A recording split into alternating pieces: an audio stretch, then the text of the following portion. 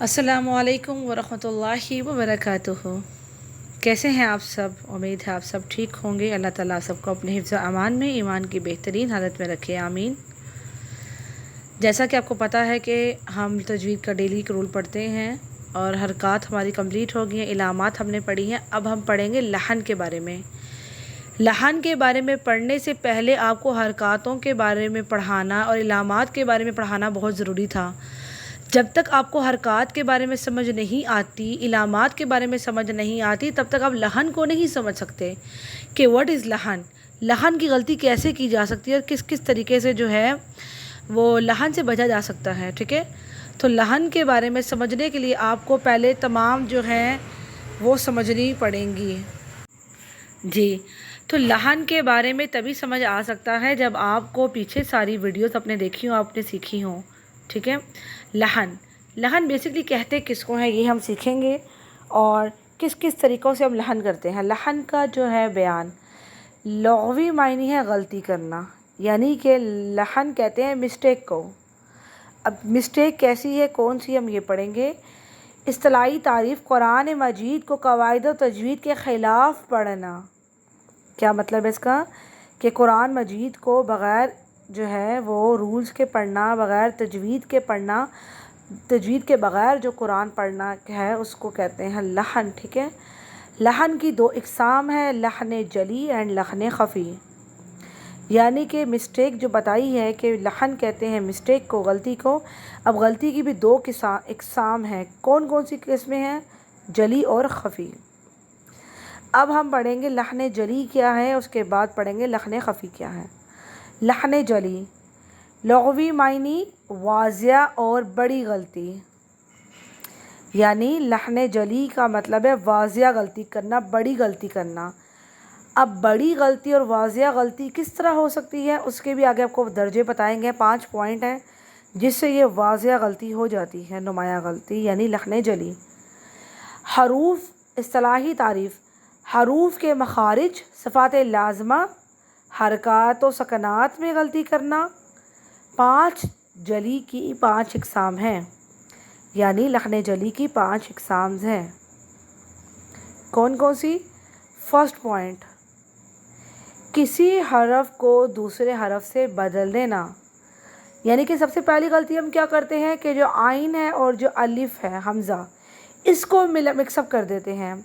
जैसे कि अलीमुन और अलीमुन। अब ये है आइन और है अगला है अलिफ, हमज़ा। अब हम लोग करते क्या है, अलीमुन अलीमुन, यानी कि दोनों को सेम पढ़ जाते हैं, अलीमुन अलीमुन। अब अगर हमें तजवीद से हमने पढ़ा ही नहीं है, हमने मखारिज सीखे ही नहीं हैं, तो फिर हम हमज़ा और अलिफ़ को फ़र्क कैसे निकाल सकते हैं? अलिफ़ और हमज़ा का फ़र्क आप तभी कर सकते हैं जब आपको तजवीद आती होगी, जब आपको मखारिज आते होंगे। जैसे कि अब यहाँ पे हमने आइन निकालना है अलीमुन और आगे अलीमुन, तो ये है इसका फ़र्क। आगे है किसी हरफ को इसकी असल मिक़दार से घटा कर पढ़ना। ठीक है, जैसे कि नसिया, अलिफ़ आ रहा है, अलिफ़ को लंबा करते हैं पर लंबा नहीं करते, नसिया। अब अक्सर लोग करते हैं नसिया नसिया, दोनों की मिक़दार एक कर देते हैं, जबकि पीछे अलिफ़ है और आगे अलिफ़ नहीं है।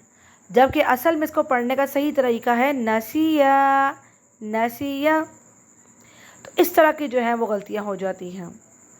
फिर थर्ड पॉइंट पे हम किस तरह की गलती करते हैं, किसी हर्फ को इसकी असल मिक़दार से बढ़ा कर पढ़ देना। ऊपर क्या किया, अलिफ़ को काट दिया, नासिया को नासिया कर दिया। अब आगे क्या करेंगे, कौल। अब लाम के ऊपर क्या है, ज़बर। हमने क्या सीखा था कि जो है ज़बर ज़ेर पेश हरकत को बिल्कुल भी लंबा नहीं करते। अब इसको हम पढ़ेंगे कौल, यानी कि अलिफ़ मद्दा लगा दिया, जबकि कौल कौल दोनों अलग अलग वर्ड हैं, पर आपने दोनों को क्या करना है, कौला कर दिया। तो ये है थर्ड गलती जो बहुत से लोग करते हैं। सेकंड और थर्ड गलती हर बंदा ही करता है जिसको तजवीद के बारे में पता नहीं है। جن کو لمبا کرنا ہوتا ہے ان کو لمبا نہیں کرتے، جن کو نہیں لمبا کرنا ہوتا اس کو لمبا کر دیتے ہیں. تو یہ ایک بہت زیادہ میجورٹی کی جو ہوتی ہے غلطی ہوتی ہے، اس سے ہم نے بچنا ہے. اس کے بعد چوتھے نمبر پہ کس طرح کی غلطی ہم کرتے ہیں؟ متحرک حروف کو ساکن. متحرک کیا ہوتا ہے؟ پہلے تو یہ پڑھتا چلے گا ہمیں، تبھی سمجھ میں آئے گا. متحرک کہتے ہیں حرکت لگا ہوا. جس ورڈ پر زبر زیر پیش حرکت آ جاتی ہے اسے متحرک کہتے ہیں. اب متحرک حرف کو ساکن اور ساکن کو متحرک کر کے پڑھنا. ساکن مطلب جزم لگا ہوا، جیسے کہ حسدن کو حسدن پڑھ دینا. حسدن، حسدن. جعلنا، جعلنا، یعنی زبر زیر پیش کو ختم کر کے ساکن کر دینا یا ساکن کو ختم کر کے زبر زیر پڑھ دینا. تو یہ دونوں طریقے سے غلط ہے.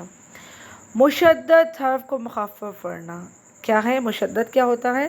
جس پر شد آ رہی ہو اس کو مخفف پڑھنا، یعنی جزم کر کے پڑھ دینا.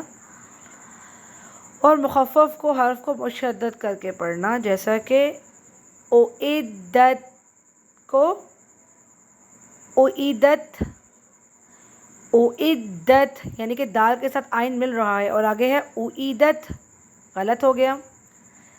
تصفو، تصفو یعنی شد کو لگانا اور شد کو ختم کر دینا.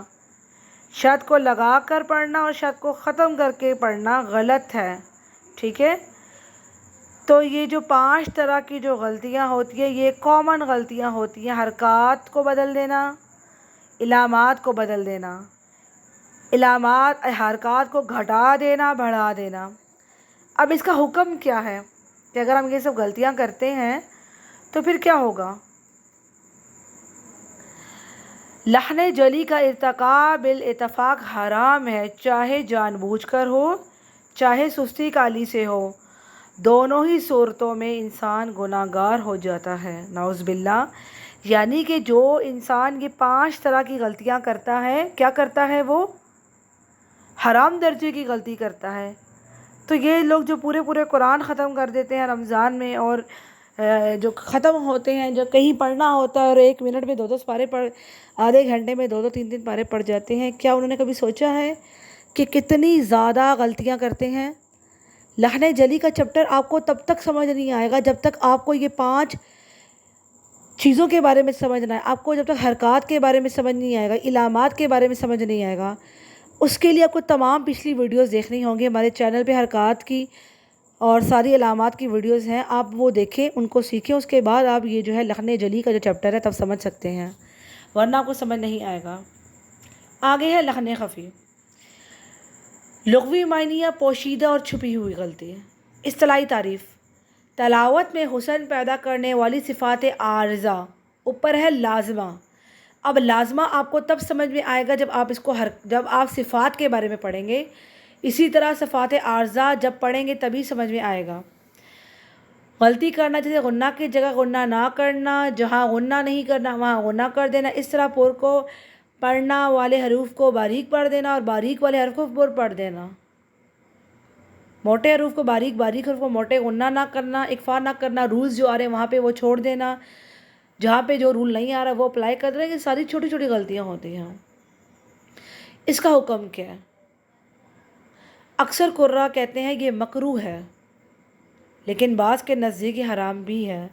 تو چھوٹی چھوٹی غلطیاں جو ہیں، بعض جو ہیں وہ کہتے ہیں کہ یہ مکروہ درجے کی غلطی ہے، لیکن بعض کہتے ہیں حرام درجے کی غلطی ہے، لیکن یہ مکروہ درجے کی غلطی ہے. چھوٹی چھوٹی غلطیاں مل کے ایک بڑی غلطی بن جاتی ہیں. تو ہم نے لحن سے بچنا ہے. اللہ تعالیٰ ہمارا پڑھا ہوا معاف کرے جتنا بھی ہم نے غلط پڑھ دیا ہے. لیکن تب تک آپ اپنی لحن کو صحیح نہیں کر سکتے جب تک آپ تجوید نہیں سیکھیں گے، آپ مخارج نہیں سیکھیں گے. سب سے پہلے مخارج سیکھیں گے تو فرق کرنا آئے گا. ٹھیک ہے؟ سیکنڈ نمبر پہ کیا ہے؟ حرکات کو سیکھیں گے تو فرق کرنا آئے گا. علامات کو سیکھیں گے، فرق کرنا آئے گا. یہ سب نہیں سیکھتے تو آپ کبھی بھی لحن کو نہیں پہنچ سکتے ہیں. ٹھیک ہے؟ امید آپ کو سمجھ میں آ گیا ہوگا. اللہ تعالیٰ ہمارے قرآن کو درست کر دے، صحیح طرح اللہ میں قرآن پڑھنے والا اور پڑھانے والا بنا دے، اور جتنا بھی ہم نے غلط اور غلطیوں سے پڑھ دی اللہ اس کو معاف کریں. آپ ہماری اگر ویڈیو کو پسند آئی اس کو لائک کریں، کمنٹس میں بتایا کریں کہ آپ نے کچھ سیکھا. سمجھ میں آیا، کوئی فائدہ ہوا، آپ کو کچھ فرق پڑ رہا ہے، دوسروں کے ساتھ شیئر کریں۔ بہت زیادہ ضرورت ہے لوگوں کو قرآن سیکھنے کی، تو صدقہ جاریہ بنیں۔ زندگی میں نیکی کا موقع کبھی نہیں چھوڑنا چاہیے، آپ کو جب نیکی ملے ضرور کیا کریں۔ تو یہ چھوٹی چھوٹی نیکیاں ہیں جو ہمیں کرنی چاہیے۔ اور آپ چینل کو سبسکرائب کریں، ویڈیو کو لائک کریں، ہمارے چینل کو پروموٹ کریں تاکہ ہم تجوید سکھائیں اور زیادہ سے لوگ سیکھ سکیں۔ دعاؤں میں یاد رکھیے گا۔ السلام علیکم ورحمۃ اللہ وبرکاتہ۔